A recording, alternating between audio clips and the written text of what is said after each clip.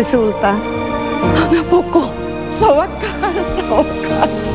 Hindi ito po pwede! Wala akong pakialam sa resulta ng test, pare. Mas gugustuhin ko pang patayin ni Sandra at ang anak ko kaysa maging anak ko yung batang... Isa lang nakikita kong paraan dyan, pare. Kailangan paghiwalayin si Manny at si Jennifer. Kailangan humanap tayo na magpapanggap na tunay na ina ni Jennifer. Akong bahala. Paano po si Daddy? Magagalit po ba siya sa akin dahil meron na po akong bagong daddy? May iba ng babae ang daddy mo. Tayo naman, may bago na tayong pamilya. Napapaparty nga pala si Lola Ana. Punta kayo dun, ha? Mukhang hindi ako makakapunta. Mahal ang gown, eh. Jennifer, dapat ka na dun. Kasi, ikaw ang kunwaring maid na prinsesa. Sige ka, parang pwede pa naman ang party ko.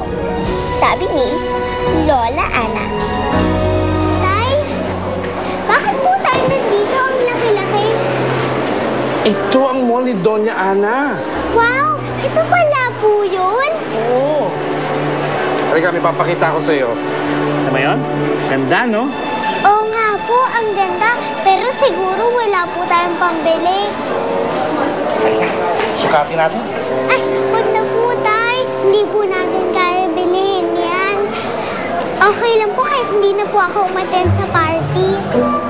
Naku, nakakahiya naman kay Doña Ana. Kung hindi tayo pupunta, inimbitahan niya tayo eh. Naiintindihan naman po siguro ni Lola Ana na wala tayong pambili ng gown. Aba, anong palagay mo sa tatay mo? Poor? Hindi alam mo anak, sa ganitong emergency, naghanda ako, may naipon akong konti. Talaga po? Ikaw lang naman walang bilib sa tatay mo eh. Akala mo ba papayag ako na hindi ka pupunta doon sa party? Gusto kong makitang nakagaw ng prinsesa ko.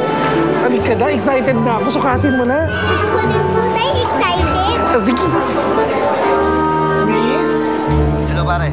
Sabi ni Lulu, sigurado na raw to. Mga bata talaga specialty nito, pare. Mabuti kung ganun, pare. O paano?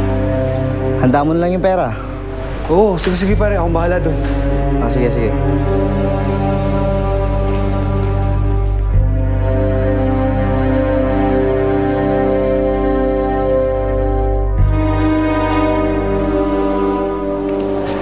Ito na. Salamat po, Tay. Ang saya-saya ko ngayon. Naku. Alam mo anak, dahil ang saya-saya mo, mas masayang masaya ako. You're welcome. I love you, baby. I love you too, Tatay. Sarap naman. O ngayon naman, anong gagawin natin? Kakain tayo. Yay! Halika na, bilis doon.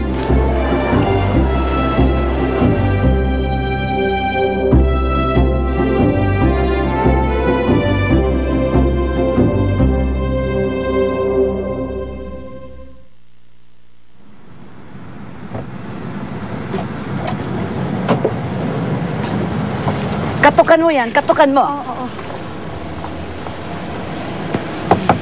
Jacob! Jacob!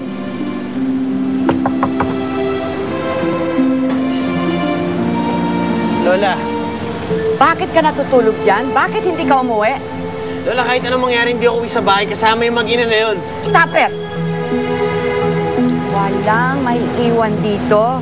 Ha? Sa bahay ka matutulog hanggat ako'y nabubuhay. Ha? Naintindihan mo ba?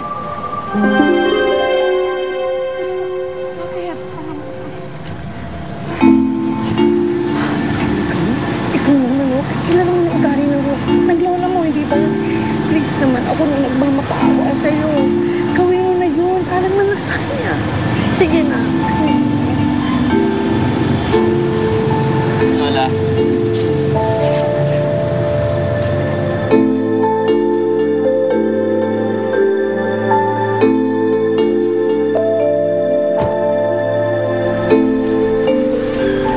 Uy, Manny.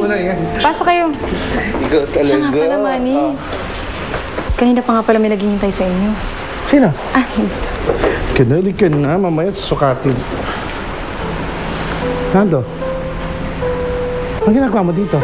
Manny, kasama ko nga pala yung tunay na ina ni Jennifer. Siya nga pala si Marites. Gusto na niyang bawiin yung bata.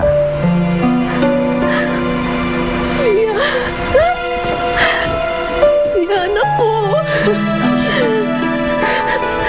wakas nakita nun tayo.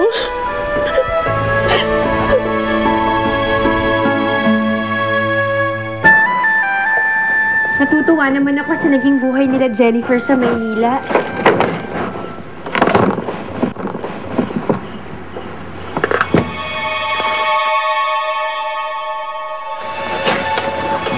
Saan mo gagamitan yan? May sira kasi yung locker ko. Ayusin ko lang. Sige, una na ako. Ingat ka. Cecil, pasok mo muna sa kwarto si Jennifer. Jennifer, bakit muna tayo sa taas? Teka lang, Mrs. Teka lang, ha? Yeah. Anak ko si Jennifer. Wala kang anak dito.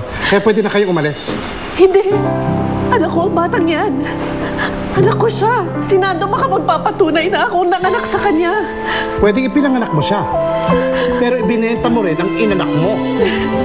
Ang kapal naman ng mukha mo. Pupunta ka dito para manggulo. Nananahimik kami. Anak ko yan.